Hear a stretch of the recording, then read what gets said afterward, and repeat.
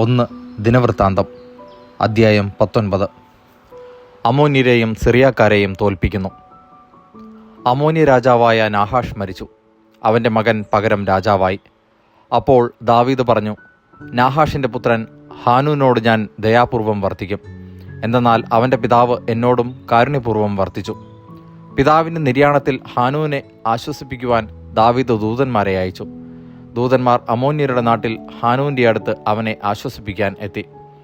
അപ്പോൾ അമ്മോന്യ പ്രമാണികൾ ഹാനൂനോട് ചോദിച്ചു, ദാവീദ് അങ്ങയുടെ അടുത്ത് ആശ്വാസകരെ അയച്ചത് അങ്ങയുടെ പിതാവിനെ ബഹുമാനിക്കാനാണെന്ന് വിചാരിക്കുന്നുവോ? ദേശം ഒറ്റുനോക്കി അതിനെ കീഴടക്കാനല്ലേ അവർ വന്നിരിക്കുന്നത്?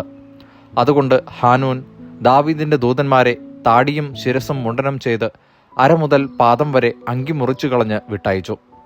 അവർക്ക് സംഭവിച്ചത് ദാവീദ് അറിഞ്ഞു. അവൻ അവരെ സ്വീകരിക്കാൻ ആളയച്ചു. അവർ ലജ്ജാഭരിതരായിരുന്നു.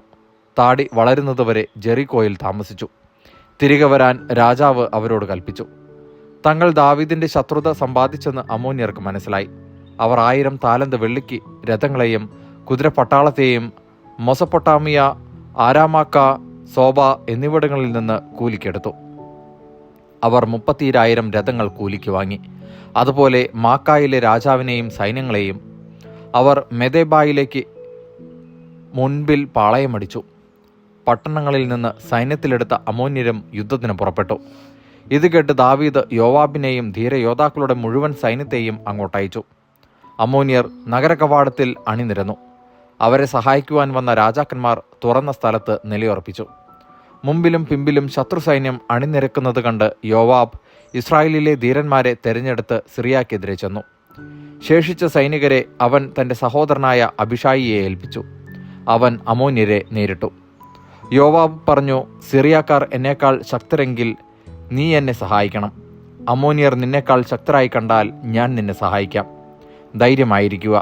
നമ്മുടെ ജനത്തിനും നമ്മുടെ ദൈവത്തിൻ്റെ പട്ടണത്തിനും വേണ്ടി നമുക്ക് സുധീരം പോരാടാം. കർത്താവ് നന്മയെന്ന് തോന്നുന്നത് പ്രവർത്തിക്കട്ടെ. യോവാബും അനുയായികളും സിറിയാക്കാരുടെ നേരെ പുറപ്പെട്ട് അവരെ തോൽപ്പിച്ചോടിച്ചു. സിറിയാക്കാർ പലായനം ചെയ്തെന്ന് കണ്ട് അമ്മോന്യർ യോവാബിൻ്റെ സഹോദരനായ അബിഷായിയുടെ മുമ്പിൽ നിന്ന് ഓടി പട്ടണത്തിൽ പ്രവേശിച്ചു. യോവാബ് ജെറുസലേമിലേക്ക് മടങ്ങി. തങ്ങൾ ഇസ്രായേലിയരുടെ മുമ്പിൽ പരാജിതരായെന്ന് കണ്ട് സിറിയാക്കാർ ദൂതന്മാരെ അയച്ച് യൂഫ്രട്ടീസ് മറുകരയുണ്ടായിരുന്ന സിറിയാക്കാരെ വരുത്തി. ഹദദേസറിൻ്റെ സേനാനായകൻ ഷോഫാക്ക് ആണ് അവരെ നയിച്ചത്. ദാവീദ് ഇതറിഞ്ഞ് ഇസ്രായേലിയരെ മുഴുവൻ ഒരുമിച്ച് കൂട്ടി ജോർദാൻ കടന്ന് സൈന്യത്തെ അണിനിരത്തി അവർക്കെതിരെ പൊരുതി. സിറിയാക്കാർ ഇസ്രായേലിൻ്റെ മുമ്പിൽ തോറ്റോടി. ദാവീദ് സിറിയാക്കാരുടെ 7,000 തേരാളികളെയും 40,000 വരുന്ന കാലാൾപ്പടയെയും സേനാനായകൻ ഷോഫാക്കിനെയും നിഗ്രഹിച്ചു. ഇസ്രായേലിയർ തങ്ങളെ പരാജയപ്പെടുത്തിയെന്ന് കണ്ട് ഹദദേസറിൻ്റെ ദാസന്മാർ ദാവീദുമായി സന്ധി ചെയ്ത് അവന് കീഴടങ്ങി. പിന്നീട് സിറിയാക്കാർ അമ്മോന്യരെ സഹായിക്കാൻ പോയില്ല. ദൈവവചനമാണ് നാം കേട്ടത്.